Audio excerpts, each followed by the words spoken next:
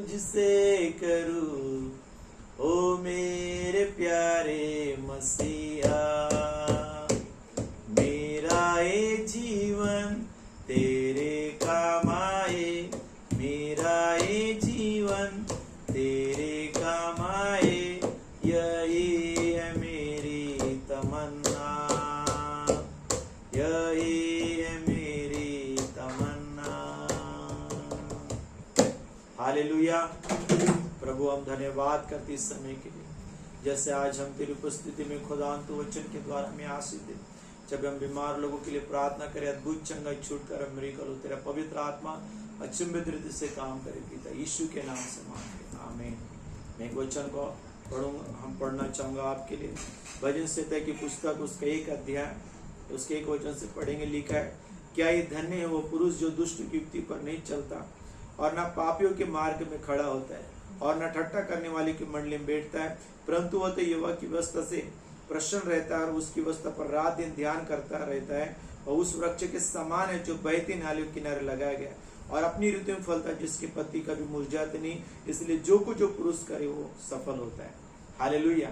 मैं आज आपको ये बताना चाहता हूँ, कौन व्यक्ति प्रभु की दृष्टि में धन्य है, कौन से विश्वासी प्रभु की दृष्टि में धन्य है, कौन से प्रभु के बेटा बेटी प्रभु की दृष्टि में धन्य है। बाइबल कहती है वो व्यक्ति परमेश्वर की दृष्टि में धन्य है जो परमेश्वर के वचन को क्या करते हैं, पढ़ते हैं। लिखा है, जो यहोवा की अवस्था से क्या होते हैं, प्रसन्न रहते हैं, जो परमेश्वर के वचन को प्यार करते हैं, जो परमेश्वर के वचन को आदर देते हैं, जो परमेश्वर के वचन को अपनी जिंदगी में पहला स्थान देते हैं। बाइबल कहती क्या ही धन्य जो दुष्ट की युक्ति पर नहीं चलता, है ना, जो दुष्ट की युक्ति पर नहीं चलता। लिखा है, जो पापियों के मार्ग में खड़ा नहीं होता है और न ठट्ठा करने वाले की मंडली में बैठता है, ऐसे व्यक्ति परमेश्वर की दृष्टि में क्या है, धन्य है।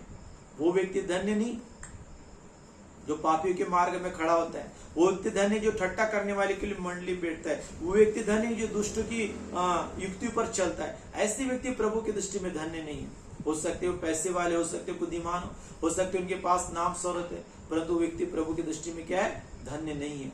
वो व्यक्ति धन्य है जो परमेश्वर से प्यार करते हैं। हालेलुया। परमेश्वर यहाँ पे स्पष्ट कहते हैं कि जो परमेश्वर के वचन पर क्या करते हैं, मनन करते हैं। लिखा है, जो परमेश्वर के वचन को क्या करते हैं, रात दिन ध्यान करते हैं। ध्यान करने का मतलब क्या है, परमेश्वर की उपस्थिति में बैठकर परमेश्वर के वचन को पढ़ना। जो वचन आपने पढ़ा उस पे मनन करना, उस पे अध्ययन करना कि जो वचन मैंने पढ़ा उसको बोलकर अंगीकार करना अपने जीवन के ऊपर में, अपने परिवार के ऊपर में। उस वचन को बोल बोल कर प्रेयर करना, अंगीकार करना। जो परमेश्वर के वचन को बोलकर ऐसे प्रार्थना करते हैं और अंगीकार करते, बाइबल कहती है ऐसे विश्वासी परमेश्वर की नजर में क्या है, धन्य। क्या लिखा है, जो उसकी व्यवस्था पर क्या करता है, रात दिन ध्यान करना है। किसकी व्यवस्था पर, परमेश्वर की व्यवस्था, परमेश्वर के वचन पर क्या करता है, ध्यान करता है। बाइबल कहती है वो उस वृक्ष के समान है जो बहती नाली के किनारे लगाया गया। यदि आप परमेश्वर के वचन को अपने जीवन में ध्यान देते, बाइबल कहते धन्य जो तड़ाके से मुझे उठकर क्या करता है,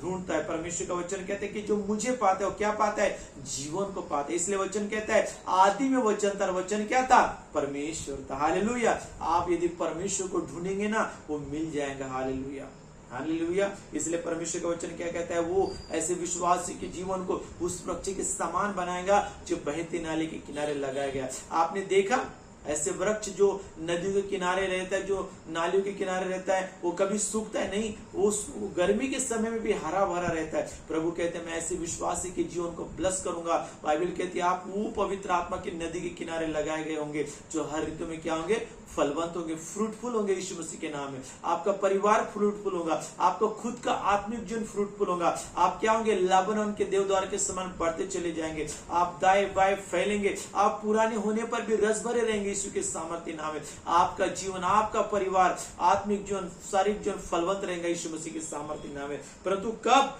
जब आप प्रभु के वचन को रात दिन ध्यान करेंगे, जब आप उसके वचन को पढ़ेंगे, समय निकालेंगे। हालेलुया। इसलिए यीशु मसीह ने कहा धन्य जो धार्मिकता के क्या है, भूखे प्यासे क्या किए जाएंगे, तृप्त किया जाएंगे। यदि आपके अंदर में परमेश्वर की राज्य के लिए भूख है, आत्मिक भूख है, प्रार्थना के लिए, वचन के लिए, तो आप क्या होंगे, एक दिन तृप्त किए जाएंगे यीशु मसीह के सामर्थ्य नाम है। और परमेश्वर यही बताना चाहता है कि मैं तुम्हें क्या करूंगा, ब्लेस करूंगा। परमेश्वर यहाँ पे क्या कहता है, परमेश्वर कहता है कि मैं तुम्हें उस वृक्ष के समान बना दूंगा जो बहती नाली के किनारे लगाया गया। बाइबल कहती नदी के इस पार और उस पार हर महीने फैलने वाला वृक्ष था। बाइबल कहती है उस वृक्ष के द्वारा, उस फल के द्वारा जाते जाते के लोग क्या हो रहे थे, चंगे हो रहे थे। प्रभु कहते हैं मैं आपको लोगों के लिए चंगाई का कारण बनाऊंगा। प्रभु कहते हैं मैं आपको लोगों के लिए छुटकारे का कारण बनाऊंगा, आप लोगों के लिए आशीष का कारण बनेंगे। परंतु मैं आपको ये बताना चाहता हूँ कि आपको परमेश्वर के वचन से प्यार करना है, आपको परमेश्वर को खोजना है अपनी जिंदगी में, आपको वचन को खोजने। हालेलुया। इसलिए बाइबल कहती है कि व्यवस्था की पुस्तक तेरे चित्त से कभी उतरने ना पाए। लिखा है रात दिन इस पे क्या करना, ध्यान करना, इसमें लिखी बातों को पूरा करने में चौकसी करना। जब ऐसा करेंगे तो प्रभु कहते तेरे काम क्या होंगे, सफल होंगे, तू प्रभावशाली होगा। परमेश्वर का वचन कहता है कि आप प्रभावशाली बनना चाहते हैं, कि आप सफल बनना चाहते हैं। हालेलुया। आप चाहते हैं प्रभु आपको आशीष दे। विश्वास बिना कर्म अधूरा है। आपको कर्म करना पड़ेगा। कर्म का मतलब क्या है, आपको वचन पढ़ना पड़ेगा, आपको प्रभु की आशीष को अपने वचनों को पढ़ने के द्वारा खोजना पड़ेगा, आपको प्रेयर करना पड़ेगा। हालेलुया। जब आप ऐसा करेंगे परमेश्वर आपको आशीषित करेंगे, वो वचन के द्वारा आपसे बातचीत करेंगे। हालेलुया। कई लोग बोलते प्रभु मुझसे बातचीत कर। प्रभु तो बातचीत करना चाहते, आपके पास समय नहीं है। क्या आप परमेश्वर की आवाज को सुने? जब आप वचन को पढ़ते हैं प्रभु आपसे बातचीत करे। जब आप प्रार्थना करते हैं आप परमेश्वर से बातचीत करते हैं। हालेलुया। तो परमेश्वर क्या कहते हैं, बाइबल कहती है कि वो अपनी ऋतु में फलेगा, जिसके पत्ते कभी मुरझाएंगा नहीं। जो कुछ भी वो पुरुष क्या वो करेगा, क्या होगा, सफल होगा। कौन से पुरुष सफल होगा, कौन से प्रभु के बेटे बेटी सफल होगा? वो जो दुष्ट की युक्ति पर नहीं चलते, वो जो पापी के मार्ग पर खड़े नहीं होते, वो जो न ठट्टा करने वाले की मंडली में बैठते हैं। ऐसे विश्वासी क्या होंगे, सफल होंगे। ऐसे विश्वासियों के जीवन को प्रभु उस वृक्ष के समान बनाएगा जो बहती नालियों के किनारे क्या हो गया, लगाया गया। बाइबल कहती है सूखे वर्ष में भी उसकी क्या नहीं होगी, चिंता नहीं होगी, तब भी क्या होगा, वो फलते रहेगा। क्यों फलते रहेगा? क्योंकि परमेश्वर का वचन कहता है बहते नाले किनारे लगाए गए। हालेलुया। पवित्र आत्मा कहना चाहते हैं आज रात के समय, वो आपको फलवंत करना चाहते हैं, वो आपको फ्रूटफुल करना चाहते, वो आपको वो वृक्ष बनाना चाहते जो बहती नाले किनारे क्या गए, लगाए गए, जिसकी छाया में बैठकर लोग क्या पाए, सुकन पाए। जब लोग आपके साथ में बात करेंगे लोग शांति को महसूस करेंगे। जब आप लोगों के लिए प्रार्थना करेंगे चंगाई छुटकारे का कारण बनेंगे, आप लोगों के लिए आशीष का कारण बनेंगे। हालेलुया। क्या आज आप कहना चाहते हैं, हाँ प्रभु मैं यहाँ हूँ, प्रभु मेरे जीवन को उस वृक्ष के समान बना, मेरे परिवार को उस वृक्ष के समान बना जो बहते नाले किनारे लगाया गया। क्या अपनी जिंदगी में आप परमेश्वर के वचन को पहले स्थान देना चाहते हैं, प्यार करना चाहते हैं? हालेलुया। आपको संसार से, संसार की चीजों से अपने आप को दूर रखना है। बाइबल कहती है संसार के अभिलाषा से जीव का घमंड क्या हो जाएगा, जो कुछ भी संसार में सब एक दिन क्या होगा, खत्म हो जाएगा। बाइबल कहती है शारीरिक व्यक्ति शरीर की बातों पर मन लगाता है, परंतु आत्मिक व्यक्ति आत्मिक बातों पर मन लगाता है। आप शारीरिक है या आत्मिक? आप आत्मिक है। हालेलुया। क्योंकि आप प्रभु के बेटे बेटी, तो आपको अपना मन कहाँ लगाना है, परमेश्वर के वचन पे। इसलिए इसने कहा जहां तेरा धन होगा वहां तेरा मन लगा रहेगा। आपको अपना ध्यान कहाँ लगाना है, आपको अपना मन कहाँ लगाना है, परमेश्वर के वचन पर लगाना है। ओ बाइबल पढ़ने में लगाना है, उसकी उपस्थिति में लगाना है, वचन को खोजने में लगाना है, उसके सामर्थ्य को खोजने में लगाना है।